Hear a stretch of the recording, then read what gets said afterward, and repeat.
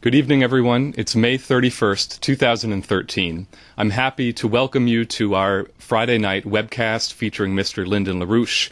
This is part of our regular series of webcasts occurring every Friday night at this time on LaRouchepack.com. My name is Matthew Ogden, and I will be moderating tonight's webcast. I'm joined in the studio by Leandra Bernstein and Cody Jones, who will be posing questions after Mr. LaRouche's opening remarks. And so, without further ado, I introduce to you Mr. Lyndon LaRouche. We have a couple of things that probably are going to be thrown at me today, and that will be rather interesting. We're in a situation of crisis, unusual crisis, and the whole system is about to come down.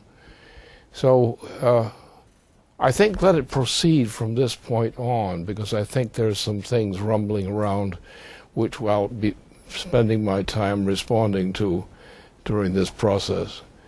But we're looking forward to those questions now.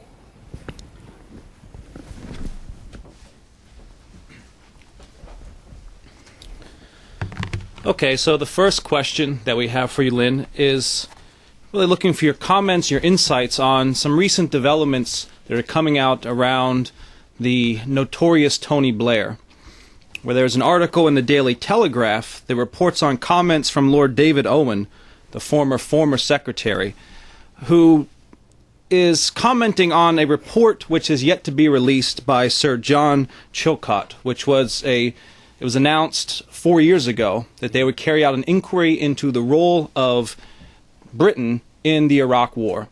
4 years later, nothing has been released. Now, what Lord David Owen is saying is that the reason this has not been released is because there's a conspiracy, a cover-up underway to hide, in particular what he highlights is the relationship between Blair and Bush. Now, what he says is that 1 year before we actually went into war, before the decision was made to invade Iraq, that Tony Blair had already given his assurances to Bush that he would back up, that Britain would back up the United States in an invasion of Iraq, a full year before even evidence was put forward around the phony weapons of mass destruction, what have you. Now, what's being discussed as to why Tony Blair is so adamant about this not coming out, about it not being released, that there was this discussion 1 year prior to even the evidence for war being presented, is that Tony Blair obviously has his eye on becoming the head of the European Commission, and that if this were to come out, it would destroy his chances of taking over that position and would potentially destroy his political career. Now, it should be recognized that the article, I think, where maybe they've got it a bit inverted, is that they make it seem as if it was Tony Blair supporting George Bush in Bush's efforts to go to Iraq.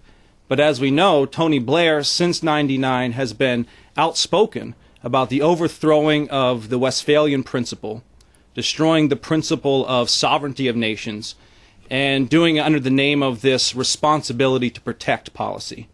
That this consortium of international grouping is now going to take it upon themselves to determine where there are human rights violations, where there are governments that have gone wrong, and that they will take it upon themselves to replace those governments with ones which are more supportive of the free trade system, what have you. Yeah. And so I think the reality is it was Tony Blair who was pushing the policy on behalf of the empire to go to war in Iraq and really beat Bush into it. So if you could comment on the significance of the fact that this is now coming out and how we should really be thinking about the situation. Well, you're going to have to go back a bit earlier to that to get the picture, because in this case you really have to see where it starts. You can't pick up on some event and then trace it from that event. This started a long time ago. For example, the father of George H.W. Bush was a backer of Adolf Hitler, and as a matter of fact organized the financing between British and New York areas, financing of the whole operation of the Hitler operation. George H.W. Bush is a no-gooder. He's not in such good health these days. But the whole Bush family is essentially closely tied to the same crowd. The same crowd is tied to the British crowd. And this goes way back. And the Bush family has been that. You just look at George H.W. Bush, the wimp, the nasty wimp. And that's what he is. This is a guy who jumped out of an airplane that was shot at. He had left two people in the back seat, shall we say. He jumped and left them on their own as the pilot. So he's not really, these bushes are not really trees. Not family trees or otherwise. But then you get the younger Bush. Now, he was really a sickie in many ways. He still is a sickie in many ways. Now, what is true is that given the background of Bush, and Bush, that the fact is that things did pick up at a certain point in this process of a more relevant way, relevant to the question as such. My first experience with this Blair aspect was I was working together, in a sense, with the BBC on this operation about the Iraq operation. And our shared view was there was no reason for anyone to get into a war in Iraq. And the arguments of Blair at that time were fake. This man is a faker from the beginning to end. There's not a word of truth in him, unless it's Satan, comes from Satan's lips themselves. So what has happened is that it was at the time when I was working with the BBC, just in a reporter-to-reporter kind of thing. It was a BBC operation. And certain people were killed in England over this business. There's that kind of a business. This man, Blair, is degenerate beyond any way of measuring it. He's beyond all measurement in corruption and evil. He's also the instrument of the Queen. Now that gets to the business. And that's where people make a lot of mistakes, because they like to narrow the problem down to this guy plus this guy plus this guy, and think they've got a little conspiracy which is new and has broken out then. This goes way back. This is the British Empire. Now remember that during the Copenhagen period, when the Copenhagen event was going on, the same thing was going on. And the intention was, as the Queen herself, now you're down to business, the Queen business. And the Queen business is a part of the Dutch business. The British monarchy is a Dutch monarchy. And they came in that way, and so the British are nothing but a branch of the Dutch system. And if you know what the Dutch do, as I know a little bit about that, it ain't good. They just had a family celebration recently, and it was not good at all. It was disgusting. It was not only bad, it was just plain disgusting. And they have well, for example, if you're over 70 years of age and you have something wrong with your finger, the Dutch business will probably have you terminated as having a health defect. Get you off the roll. In other words, you're a foreigner. You wander into the Netherlands, you get a cold, and you find yourself dead in the morning. That's the way they run their system. So what you're dealing with a system which now is the Dutch business, because the British Empire is a product of the Dutch Empire. Remember, the Dutch Empire organized the attack on Louis XIV. That started the war with him. That war was then extended into another stage and became the whole business. And it was the Dutch end of the thing which did it. It was not the Venetians, it was the Dutch. And it's still the Dutch, the damn Dutch. Right? So what you're dealing with here is a very particular, relatively speaking on a good scale, a particular problem which is a nasty thing in itself, and it's a part of a much bigger, much more nasty thing. Now, what was the purpose? The purpose lies with the Queen. Now, the Queen during the period, this same period, the time of the two events that were going on, that the intention was to reduce the human population by genocidal means, and the Queen was explicit on this, and the whole British apparatus put on it, is to say that the system must reduce the human population fairly rapidly from 7 billion people on this planet to approximately 1. Now, Blair is a typical expression of the Queen's errand boy. He's a mass murderer.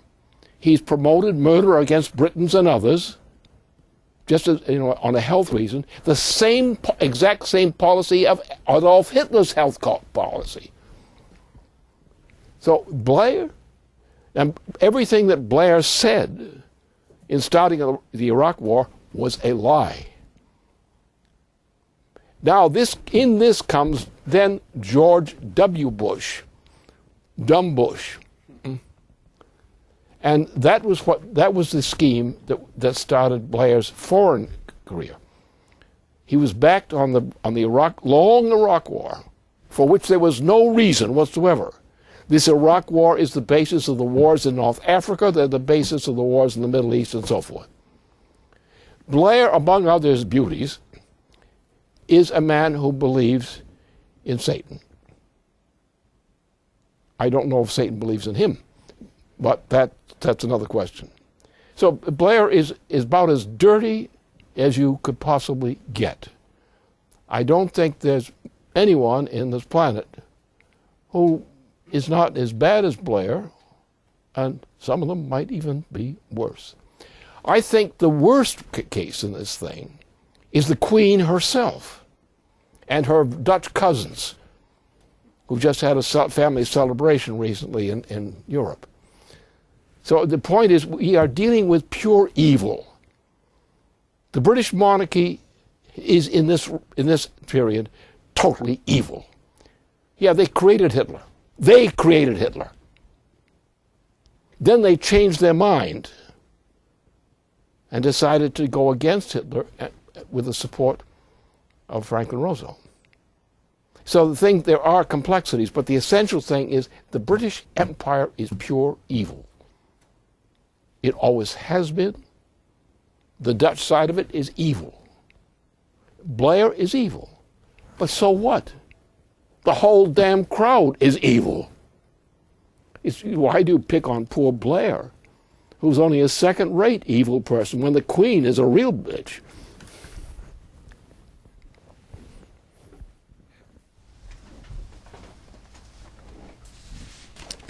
Well, on that note, this is a question that has come up a number of times throughout the course of you giving these webcasts, and in particular after the Monday broadcast of the Policy Committee. The question is on your focus on the Queen of England as an enemy. And what we published recently on the bailout and the bail-in, pointing to the quadrillions of dollars in derivatives that would be exacted from the population, it's clear that this will amount to genocide. And you posed the question earlier this week, what organization has the capability, the will, and the apparatus to achieve that drastic a population reduction, to achieve the kind of population reduction that would be achieved in the event of, for example, Dodd-Frank going into effect.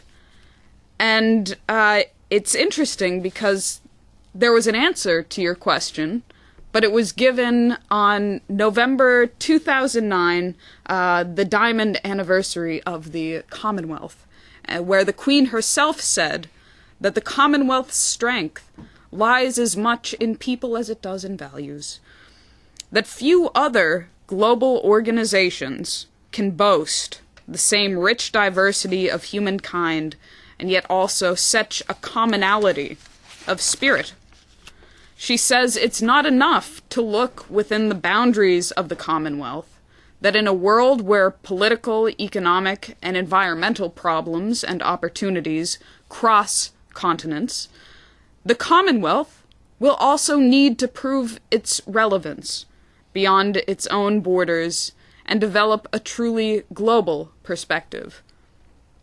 Now, to say that that's an objective of the Commonwealth is sort of putting the horse in front of the cart, because it's already well established, and the Commonwealth, just for the record, what is controlled by Her Majesty, the Queen of England, is 54 nations, about a third of the global landscape, from the Caribbean to South America to Africa, even to Antarctica.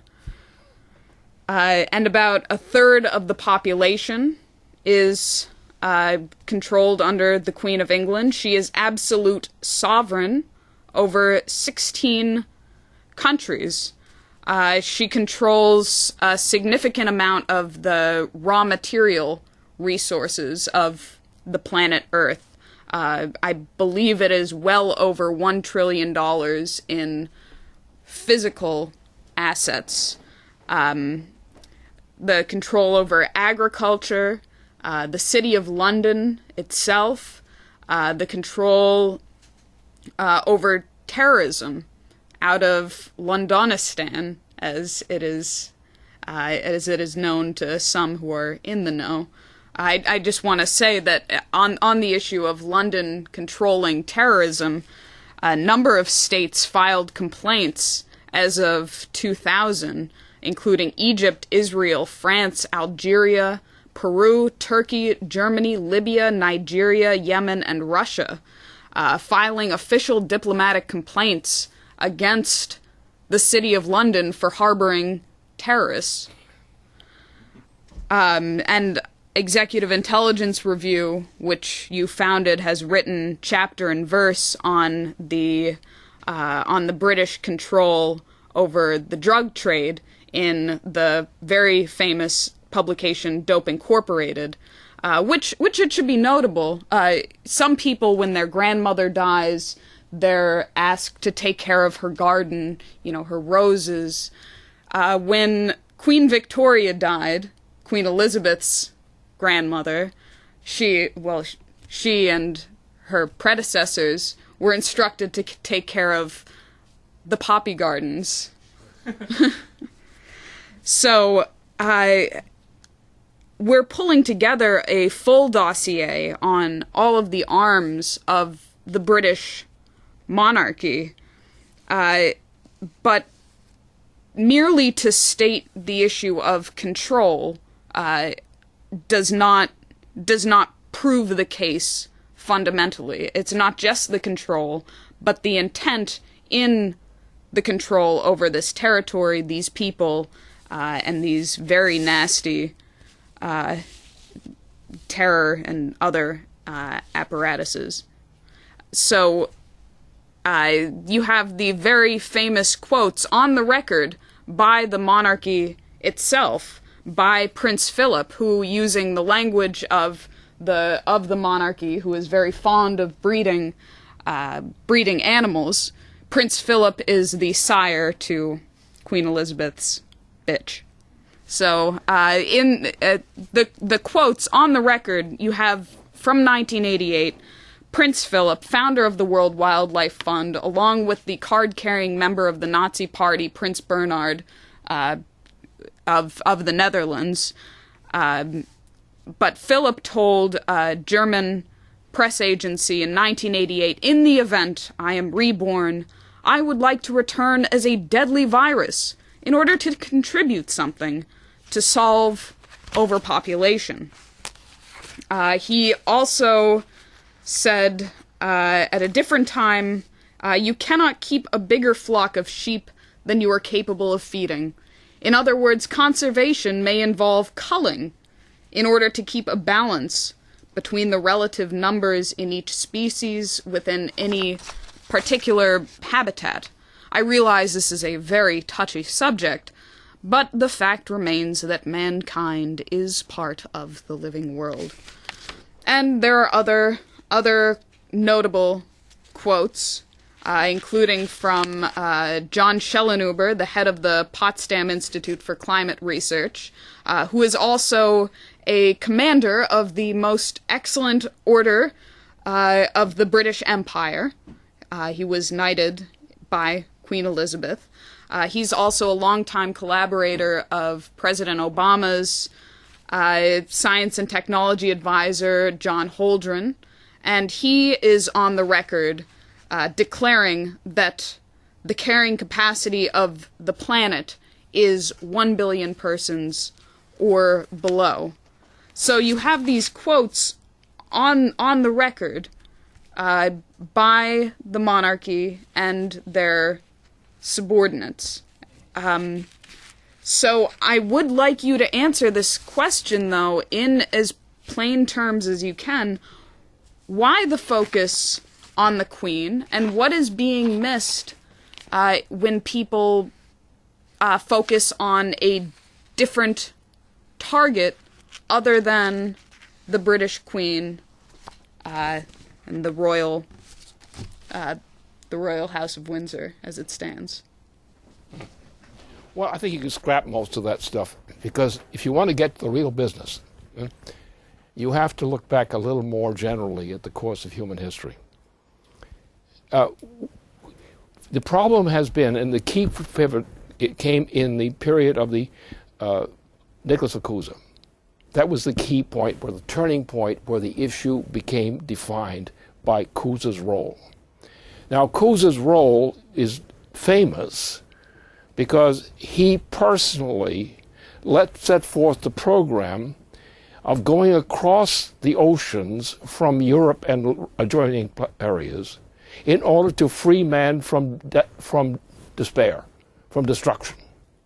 So what we had in this long period was a period beginning before the Roman Empire of pure evil. So you don't have to find cases to prove the evil. The evil is genetic. It's intrinsic to the European system in particular, and other parts of the world. It's not because someone's a criminal that commits a crime that they're a criminal. First they become a criminal, then they commit the crime. That's the way it works in empires. Now, along came Nicholas of Cusa, who died in the process of this effort, whose campaign was to get people out of Europe and out of other parts of the world that are troublesome, in order to get across the great oceans to build a society which will save humanity from what was going on in Asia and Africa. There's the evil. The culture of Europe was the root of the evil. Not some bad people. The culture itself was saturated with this thing. The Roman Empire, the Venetian system, the Dutch system, the British offshoot of the Dutch system. This is the evil. Their policies are the evil. So what happened? What changed this? What changed was what became the founding of what became the United States, which was organized by people from just before the beginning of the 17th century. And the key case to look at is the Massachusetts Bay Colony. The Massachusetts Bay Colony was the difference. The Massachusetts Bay Colony was a brilliant institution, more brilliant than the 18th century United States or Americas, because it had been crushed at the end of that century, the 17th century. We tried, with Benjamin Franklin and others, we began to rebuild elements of what had been established under the Massachusetts Bay Colony. The Massachusetts Bay Colony was more advanced in science and in economics than the whole damn British Empire. And the British Empire then was the Dutch Empire. Yeah? And that's why the British-Dutch relationship, because they're sort of something dirty, they mate together or something like that, things you don't like to talk about. Right? So the problem is that inside the European system, and as a result of the European system's corruption of the American system, which has happened, Andy Jackson, for example, Andy Jackson, a real piece of scum. Pure scum. And owned by British banks with a major institution sitting around New York City and Boston, of all places. So we have been having a war inside the United States itself between the British influence from the outside and our own interest. Very few presidents of the United States have been really true patriots. Most of the governments of the United States have been corrupted by their association with the British in particular. Wall Street, New York City, Boston are centers of sin and evil. And I know it personally. I've been there. So the problem has to be defined differently. The point is that we in the United States have a responsibility to resurrect that which we had once accomplished. First in the Massachusetts Bay Colony, and second what we did in creating the United States. The United States institution, intellectually, was one of the greatest institutions that civilization has ever known. But then it was crushed by the British Empire. Now, the British Empire is not something that's British. The British Empire is an empire. And what you have, people say, well, they're influenced other things. No. They are the thing. The others are simply branches of the same thing. That's Blair. What's Blair? Blair's nothing, we should call him a whore. That's a good thing to call him. But he's proud of it. He's proud of it. He sits in New York, he's in Chicago a good deal of the time, under this current non-president we have. And he's one of the most evil men in declarations on the planet. He's a mass murderer. He's worse than Adolf Hitler in Hitler's initial policy of genocide. He's worse, much worse. He's worse than Hitler. And he's the controller and advisor of the current president of the United States. So therefore, you've got to look at this thing differently. The time has come when we realize that we once had a great achievement in the time of Nicholas Cusa, where an intention was there, which was prepared to deal with these problems. And it was crushed. And it crawled out of the dust again and was crushed again. Our greatest presidents were murdered by them, by the imperial force. And people are critical of the United States. They can't criticize the United States to me unless you're American. Because everybody else has been wrong. Not wrong because they were born wrong or because they erred. They're wrong because the system, the European system, was rotten. Ever since the Roman Empire and earlier. We in the United States have a sacred trust to be what we were intended to become. And we failed in our performance so far. That's the way to look at this thing. Now, there are specific things at these times which you would bring into play for discussion on this question. What must we do? What must we as the United States do? What is our responsibility? We're not going to play penny-ante games. We're not worried about petty issues, all these kinds of silly things. We realize there has to be a fundamental change in the world outlook throughout Europe, throughout Asia, throughout Africa. They don't have any great talent in terms of morality. The morality of Africa among Africans is horrible. It's unbelievable. Are you going to say Africa's virtuous? Huh? And that's the case of nations all around the world. The human species is now on the edge of thermonuclear war. Thermonuclear war is extinction warfare. It takes you about an hour and a half to cause the extinction of most of the people on the planet. Maybe you can do better and get it done in a few minutes. But what the problem is we have to face a problem of mankind. Mankind created the United States and tried to create some other states in the Americas. And there were other parts of the world that struggled to deal with the evil that was dominant in Europe and Asia, dominant in Africa. But we have the primary responsibility, we in the United States. And we should be very careful about criticizing people in a way which suggests a holier than you attitude. We're all guilty, in a sense, because we haven't done what had to be done. And we in the United States are the most guilty at all because we were the best qualified to do the job. We failed on the job. And when the human species depends upon your doing the job for much of the world, you're not going to tolerate yourself, are you, under those circumstances where you fail? And we have to understand history. We have to understand what the facts of history are. But most people in the United States are totally ignorant of the facts of history. They don't know a damn thing about history. They know about facts. But facts are just stories. And anybody can make up stories. The stories may be true, but maybe they leave something out that is wrong. So that our point is, we cannot sit and criticize. We have to take responsibility for ending that which should not exist. Why? Because we're better. Why are we better?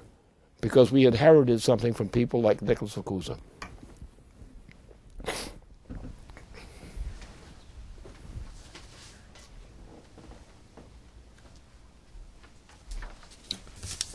All right, so our next question comes from one of our institutional contacts. And they ask, Mr. LaRouche, as you have repeatedly emphasized, the situation in Europe is a total disaster, with a financial and economic disintegration compounded by a total surrender of national sovereignty under the Maastricht and follow-on treaties. Recently, British Prime Minister David Cameron has moved to insulate Britain from the disaster on the continent by pressing for a clearer separation of the European Union from the actions of the 17 members of the single currency bloc. Today, British Foreign Secretary William Hague called for the EU member states to be given an absolute veto over rules promulgated by the European Commission in Brussels. Can you please give us your assessment of the European situation? What is Cameron up to on behalf of the British Crown? And what do you expect from the leading European governments, particularly from Merkel in Germany and Hollande in France? Thank you. Well, you have a situation in Europe, as we know, because I'm involved in Europe. As we know, and I've been involved for a long time.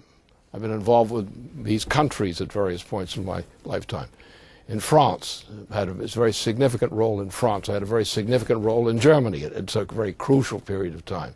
I've had a significant role in Russia at certain times, and so forth and so on. So I'm familiar with these kinds of things.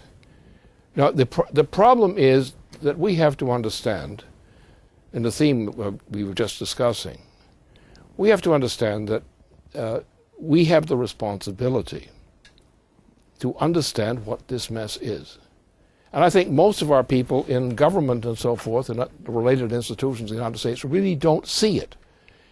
They don't see it because they're too much drawn into the gossip. There's a popular gossip where people in Washington, for example, will decide that's the good gossip to put out. It gives us this explanation of everything, which is merely misleading everything. And the fact is, most of everything that people in the Congress, for example, want, except for Glass-Steagall, most of the people in the Congress don't know what they should want. And they don't even understand Glass-Steagall. Now on Glass-Steagall, that is the solution. And anyone who's not backing up are really what Glass-Steagall represents. Most people who support Glass-Steagall still don't know what it's all about. Most people who defend Glass-Steagall have no idea of what it's about. Because they don't understand, for example, some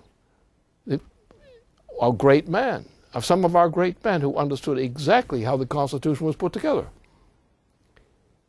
They believe in money. How many people in the United States believe in money? That money is the crucial issue. But money is not the issue.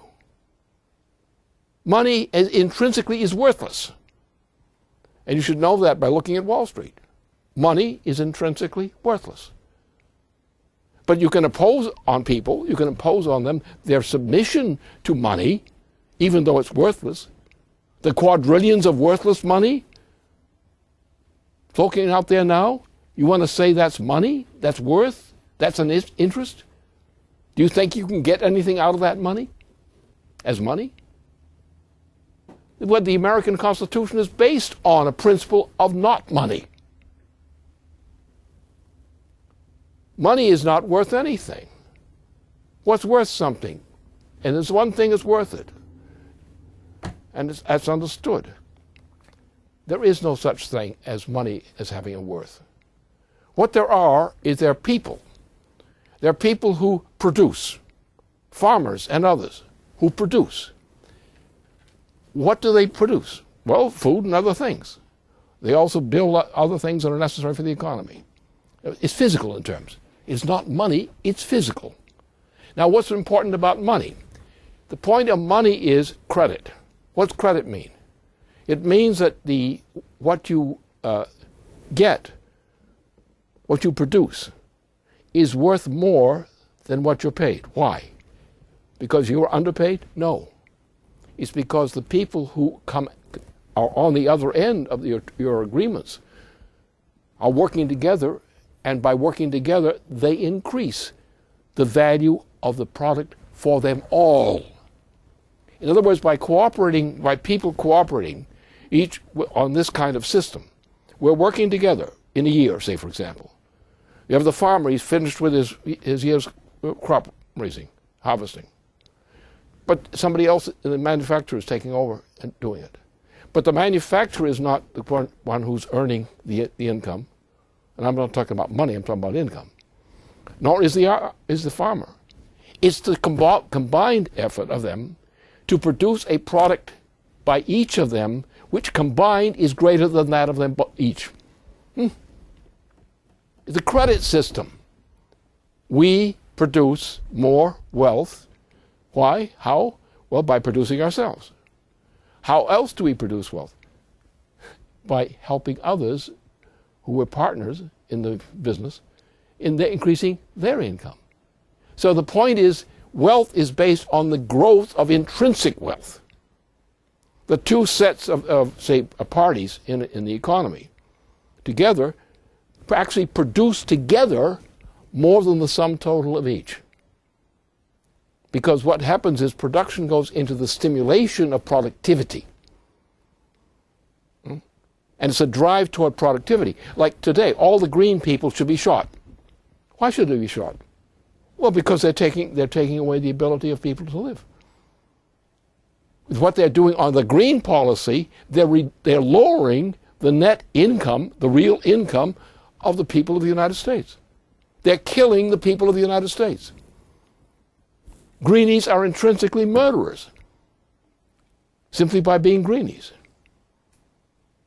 The policy here is the question we've got to understand what the system is, and almost no one, practically no economist in the United States that I know of, is competent. No one in Wall Street probably has any competence at all in knowledge, and less in practice. So we have to understand that the problem here is that our government and leaders in government have no idea in the world of what they ought to be doing. Alexander Hamilton understood perfectly. The United States system, until Andrew Jackson, essentially, was a credit system. It was not based on what you earned by working. It was based upon what the effect of your working was on increasing the productivity of other people, and reciprocally.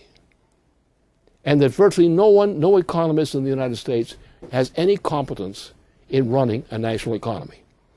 Why? Because they lost touch with what Alexander Hamilton had accomplished.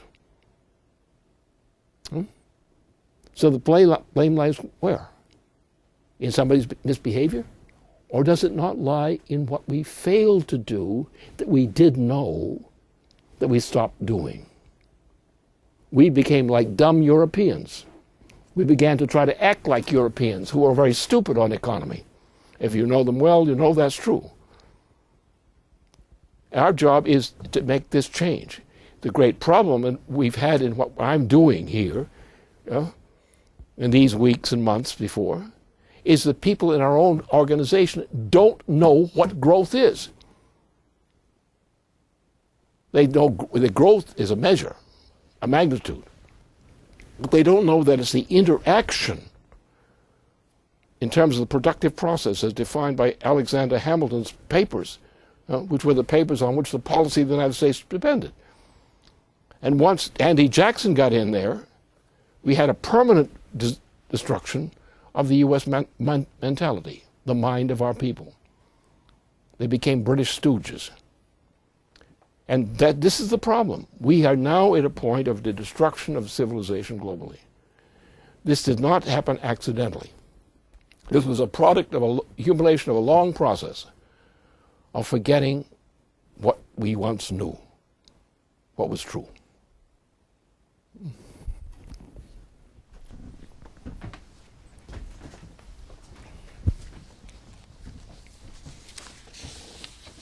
Well, I'd like to ask you a question about the progress on Glass-Steagall and also the simultaneous fight that we've started as of this week with gusto to destroy the Dodd-Frank Act. Now, one of the most significant developments this week on the Glass-Steagall front is that Resolution K490 was introduced into the New York State Assembly. It has 22 co-signers, and it's very, very impressive that the signers include 3 Republicans and 8 committee chairmen, and the co-sponsors represent really all areas. It's representative of all areas of New York and, in a sense, of the nation, but it includes constituencies from upstate New York, the Hudson Valley, Buffalo, Schenectady, Westchester County, Brooklyn, Queens, East Harlem, and so forth. And this is the culmination of 5 months of organizing work that has been done in Albany. And one of the things that was very significant to bring to the attention of the representatives in the State House was the work of great men from New York. So because New York is the home of Franklin Roosevelt, also Ferdinand Pecora, and also Alexander Hamilton, there was a lot of interest in, for example, the story of Pecora, that a Sicilian immigrant from the Lower East Side took on Wall Street and paved the way for Franklin Roosevelt to instate Glass-Steagall. And on a handout that was going out to all of these offices, there were quotes from Hamilton, warning that the notion that the economy could regulate itself was a wild speculative paradox. That the spirit of enterprise, when it's unbridled, leads to outrages, and these to reprisals and wars. That certain activity of speculation and enterprise, which, if properly directed, may be made subservient to useful purposes, but which, if left entirely to itself, may be attended with pernicious effects. And so this received a very good response from the assemblymen. Most significant, absolutely, though, is the introduction of the resolution. But as we know, this week the members of Congress were not adding their names to become co-sponsors of H.R. 129 in the House or Senate Bill 985 because they were in their districts, where we gladly intervened on a number of them. For example, in Connecticut, at a private meeting of businessmen and bankers, New England businessmen and bankers, the two senators from Connecticut were asked the question about co-sponsoring Senate Bill 985, and they essentially said that while there should be a discussion of the too big to fail problem, Glass-Steagall isn't the answer, because there are complexities in the system that Glass-Steagall simply doesn't address. And it was also stated that Dodd-Frank should be given more time to work. And we all know what it means for Dodd-Frank to work, as seen in the quotes about population reduction that we just read. But moreover, in Texas, there was a discussion with Representative's Chief of Staff saying, I agree with you that Glass-Steagall should never have been repealed. Dodd-Frank should have never passed. But our major concern is for the people and the businesses who have their livelihood and their investments in Wall Street. What's going to happen to them? We can't let them go down. So I would like you to address that question of what is going to happen in the transition period from the present system to the Glass-Steagall system. Very good. Well, Glass-Steagall will be applied, and people who have a different view and talk about these other people who have these needs and so forth, forget it. They don't have anything coming to them. Because as long as they demand on this separation, they don't have anything coming to them except disaster. The human being is not a collection of free agents. The human being depends upon a system of cooperation, just as I just discussed a few minutes ago. It's the interaction, the fact that the interaction is one of growth, and the fellow who is not pulling his job, his part of the job, is missing the job. So therefore, what we demand is a cooperation system of interdependency among our people. Now, it may be expressed in various ways, but the general overall fact is clear. Now, for example, New York was a powerful part of the United States for many years. Why? Because most of the people, the immigrants, were coming in there. It was the immigrants that built up the United States around New York. And it took 3 generations to produce from a poor person coming from Europe or someplace else. It took about 3 generations to get someone up there who's got a skill and so forth, whatnot, which is doctor, physicist, etc., teacher, this. We had the same kind of thing happen throughout the world. And during the Civil War period, we had the great growth in the Middle West. And the great growth in the Middle West was the basis for the whole development of the United States. The industrial development and the conditions of warfare and afterward, the same thing. It is not the right of the individual to go out and pick his nose. That is not a legitimate business interest. The problem is we have to learn to cooperate with technologies and skills, related skills, whose interaction assures the factor of growth. The problem is most people, including businessmen, have no idea today of what growth is. As recently as my youth, and even when I was a young man, we understood those things. In these present times, we're blithely innocent of any knowledge of this type. Everybody's out for themselves. They've picked themselves a garden to steal from, and that's the way the thing works. We have to understand what is the meaning of the principle of cooperation. Statecraft and economy depend upon cooperation. That's not just cooperation as people define it. It's interaction, interdependency, interconnected development of people. And the fact is the idea of growth. The growth has to be intrinsic to the economy. And if it's not intrinsic to the economy, it doesn't work. The whole U.S. system is a failure. Why is it a failure? Because somebody assassinated Kennedy, and we never fixed it. It was deliberate.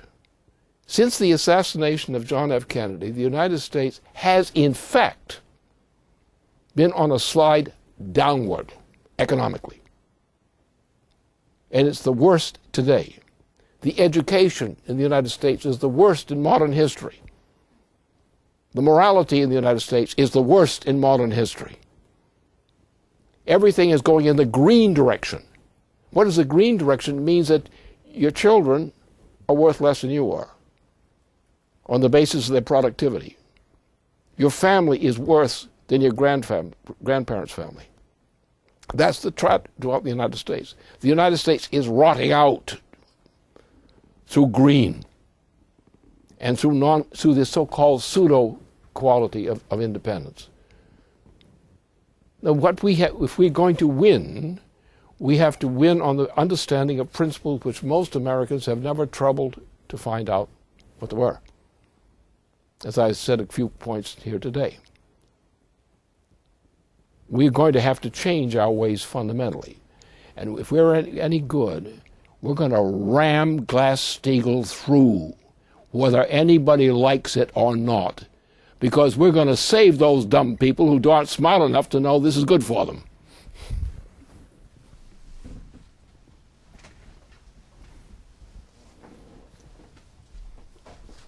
Well, that said, I think that's an excellent conclusion to today's broadcast.